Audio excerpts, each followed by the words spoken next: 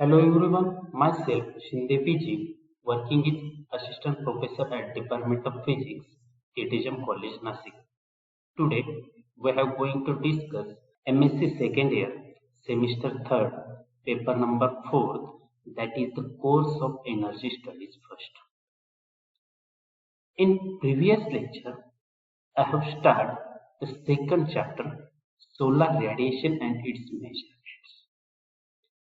In today's lecture, I have started the topic of radiation on estimation and services. Now, the first one discuss with estimation on extraterrestrial solar radiation. And another one topic is also cover the radiation on horizontal and tidal surfaces. Now, the first one discuss the estimation on extraterrestrial solar radiation. Now, the first one discuss the subpoint air mass is denoted as small m. It is the path length of radiation through the atmosphere, considering the vertical path at the sea level as a unit. The length of radiation through the atmosphere by the vertical path at the sea level as a unit. The distance traveled by the direct beam through the atmosphere depends on the angle of incidence to the atmosphere, the zenith angle, and the height above the sea level of the object. We consider a clear sky with no clouds, dust, or air pollution. Means no pollution of the sky. That's the clean sky. No dust or air pollution.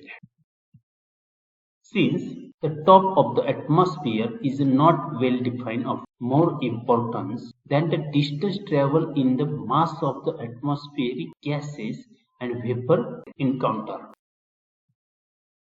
For the direct beam at a normal incidence passing through the atmosphere at a normal pressure, a standard mass of atmosphere will be encountered if the beam at zenith angle is 0. The increased path length compared with the normal path is called the air mass ratio or air mass. Symbol small m, the abbreviation AM is used for air mass ratio. That's how the top of the atmosphere is not well defined for more important. That's how the atmospheric gases travel by the distance of radiation and mass of the atmospheric gases and vapors encounter. The direct beam is a normal incidence passing through the atmospheric at a normal pressure. A standard mass of atmosphere will be encountered if the beam at zenith angle 0. Increased path length with compare with the normal path. This is called as, or this is known as, the air mass ratio or air mass. That's why the air mass is denoted as small m and air mass ratio is denoted as capital AM. AM0 refers to zero atmosphere, that is radiation in outer space. That's why they denoted as AM0. AM1 refer to m is equal to 1, that is sun overhead. AM2 refers to m is equal to 2 and so on. From figure, since no account is usually taken of a curvature of the earth, that's why small m is equal to sec theta z. That is the equation number first. The differing air mass ratio counted because of a change in atmospheric pressure or change in height of the observer is considered separately. Hence, the air mass m is the ratio of path of the sun's ray through the atmosphere to the length of path when the sun is at the zenith. That's why the AM0 refers to zero atmosphere or that radiation in outer space. AM 1 refers to M1 and Sun overhead. AM is equal to 2 refers to M is equal to 2 and so on. From figure showing that next slide, since no account is usually taken to curvature of the earth, that's why small m is equal to sec theta z. That is the equation number first. The air mass ratio encountered because the change in atmospheric pressure or change in height of the observer. That's considered as separately. Since air mass small m is the ratio of path of the sun's ray through the atmosphere to the length of path when the sun is the zenith.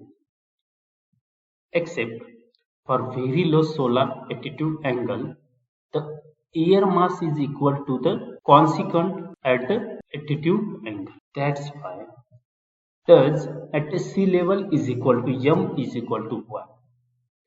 M is equal to 1 when sun is at zenith, that is directly overhead.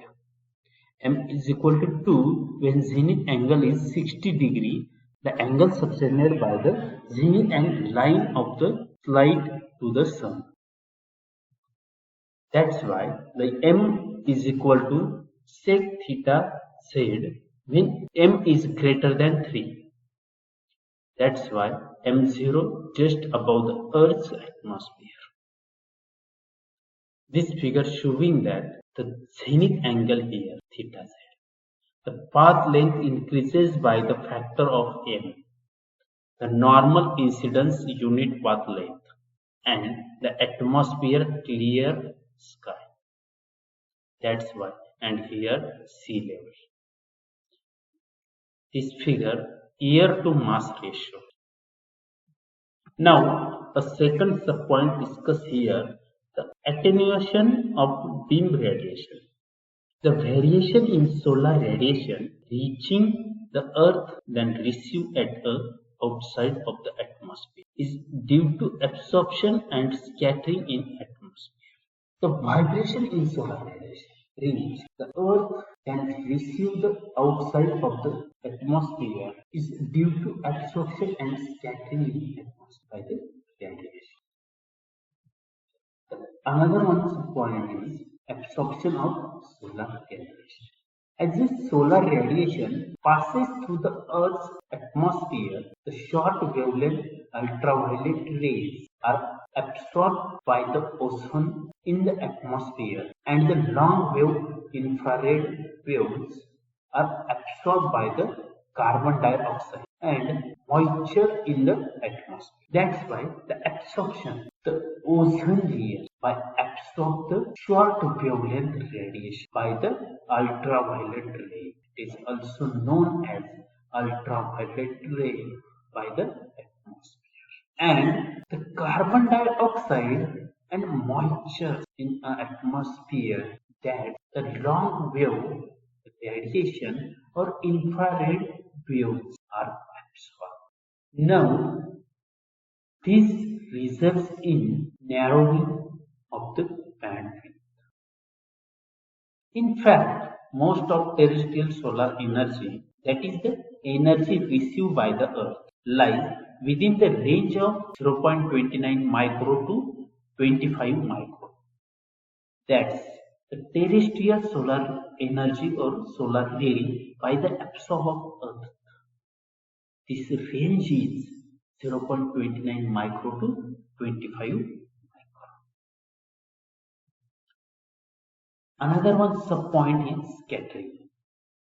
As the solar radiation passes through the Earth's atmosphere, the components of atmosphere such as water vapor and dust scatter a portion of radiation. Solar radiation is passed through the Earth's atmosphere that have atmospheric components to scatter the radiation. Such as these components is water vapor and dust. A portion of this scattered radiation always reaches the Earth's surface as a diffuse radiation. This scatter of radiation portion is always reaches the Earth's surface as a diffuse radiation. Thus, the radiation finally received the Earth's surface consists partly of a beam radiation and partly of a diffuse radiation. This scattered radiation is finally received by the Earth's surface, consists beam radiation and partly diffuse radiation. It must be realized that scattering attenuates the radiation.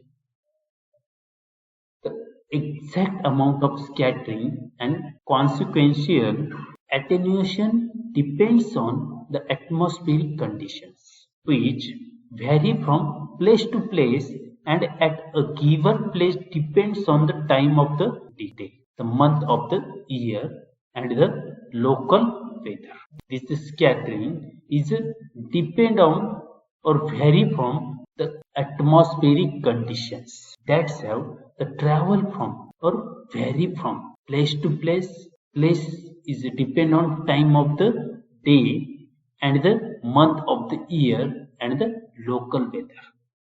Now discuss with the second one point is radiation on horizontal and parietal surface. In order to understand that the following of the calculations of solar radiation, the definitions of some of the basic terms are given. Celestial sphere, considering the sky in the clear night, it appears that the star, planets, moon, etc. are all located the named distance away from the observer. The sky may conveniently be assumed to be a large sphere. This imaginary sphere is called the celestial sphere, zenith celestial sphere. That's how it is called as celestial sphere or zenith celestial sphere. The imaginary sphere, that's how the sky is clean night, that appears star, planets, moons, and the location named distance away from the observer. The sky may conveniently be assumed to be a large sphere. This imaginary sphere is called celestial sphere or zenith celestial sphere. In figure showing that celestial sphere, that's zenith here, zenith here, celestial sphere here, the visible horizon here, that's showing that south or north, this is the earth, astronomical horizon, that's showing that here, and another is showing that here. Now, a zenith in study here, the zenith is a point on the celestial sphere directly over the observer head. The zenith could change with respect to the location. Means the celestial sphere is directly over the observer head. That's the zenith could change the respect to the location. Next one, neither. The point of the celestial sphere dramatically opposite to the zenith rather would also change the aspect to the location. Unlike zenith, neither is not visible. Another one point is visible horizon. It appears to an observer that the celestial sphere meet the ground. The location of this apparent meeting is called the visible horizon.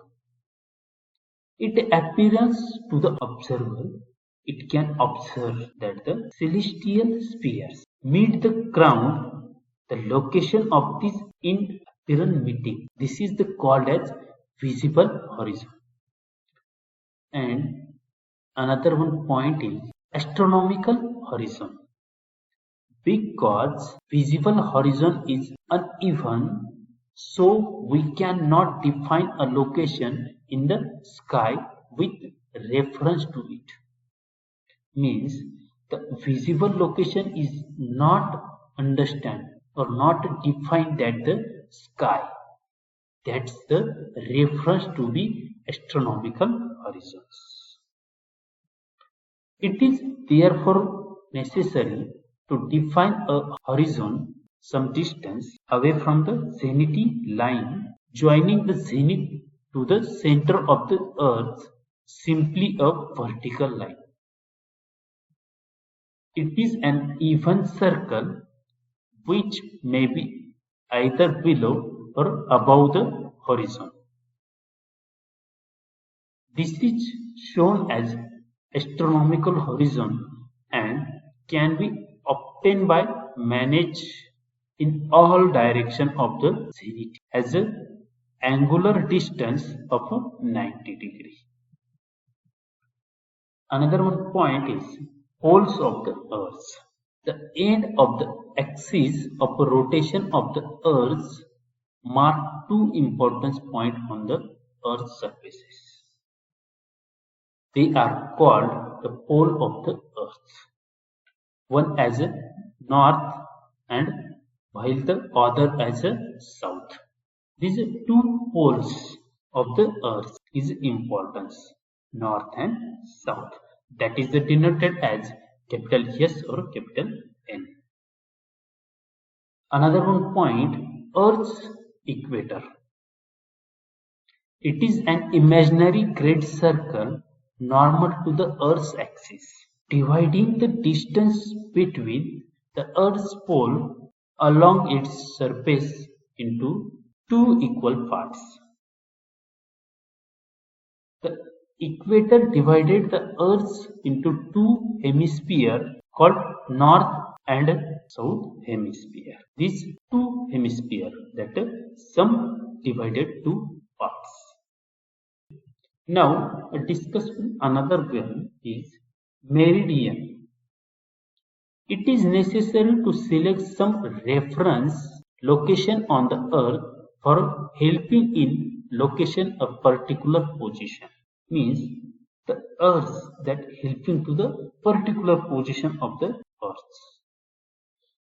The location of the Royal Observatory, Greenwich, outside of London, has been universally accepted as a reference point. An imaginary great circle passing through this point and the two poles intersecting the equator at a right angle is called the prime or Greenwich meridian. The imaginary great circle passing through this point which the two poles intersecting the equator at a right angle. It's called the prime or Greenwich meridian. Similar great circles have been drawn at an interval of 15 through the two poles. Now another one point is longitude. It is the angular distance of the location measured east or west from the prime meridian. For example, longitude of Bhopal is 77 degree 13 minutes east. That is, this point is over that the radiation on the horizontal or tidal surface. This point is over that. In today's lecture, I have discussed the estimation of extra-terrestrial radiation and the radiation on horizontal and tidal surfaces. Thank you.